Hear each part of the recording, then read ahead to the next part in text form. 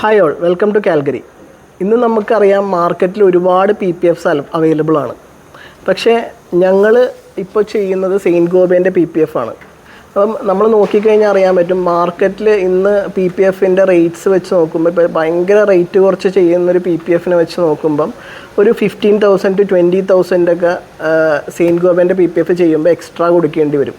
പക്ഷേ നമ്മളത് എന്തിനു കൊടുക്കണം, അല്ലെങ്കിൽ സെയിൻറ്റ് ഗോബൈൻ്റെ PPF എങ്ങനെയാണ് വേറെ നോർമൽ ഇപ്പോൾ ചൈനയിൽ നിന്ന് വരുന്നതും അല്ലാത്ത അൺബ്രാൻഡഡ് ആയിട്ടുള്ള പ്രൊഡക്ട്സും ഒക്കെ വെച്ച് കമ്പയർ ചെയ്യുമ്പോൾ എന്താണ് ഡിഫറൻസ് എന്നുള്ളതാണ് നമ്മളിന്ന് പറയാൻ പോകുന്നത്.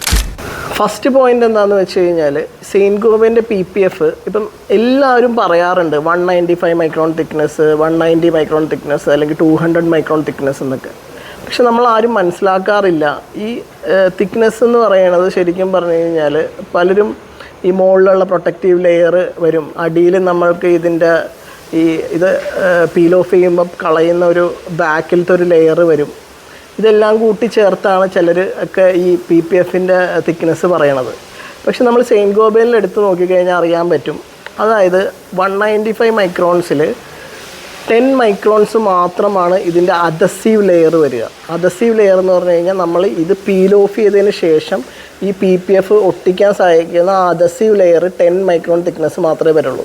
പിന്നെ ഈ TPU ലെയറിൻ്റെ മുകളിൽ ഒരു ഹാർഡ് കോട്ട് ഉണ്ട്, അതൊരു 30 to 40 മൈക്രോൺസ് വരും.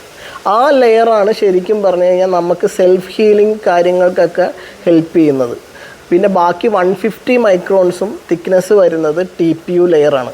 അപ്പോൾ എന്തുകൊണ്ട് ഈ 150 ലെയർ തിക്നെസ് TPUവിൽ വേണം? കാരണം എത്രത്തോളം നമുക്ക് ഇമ്പാക്റ്റ് വരുമ്പോൾ എത്രത്തോളം TPU ലെയർ തിക്കാണ്, നമുക്ക് ആ പ്രൊട്ടക്ഷൻ കൂടുതലായിരിക്കും. ഇപ്പോൾ അൾട്രാ വയലറ്റ് റേസിൻ്റെ ഒരു എഫക്റ്റ് വന്നിട്ട് ഇത് ഫെയ്ഡ് ആകുക, അങ്ങനത്തെ ഇഷ്യൂസ് വരുമ്പോഴും ഒക്കെ ഈ തിക്നെസ് TPU ലെയറിനുള്ളത് എപ്പോഴും നല്ലതാണ്.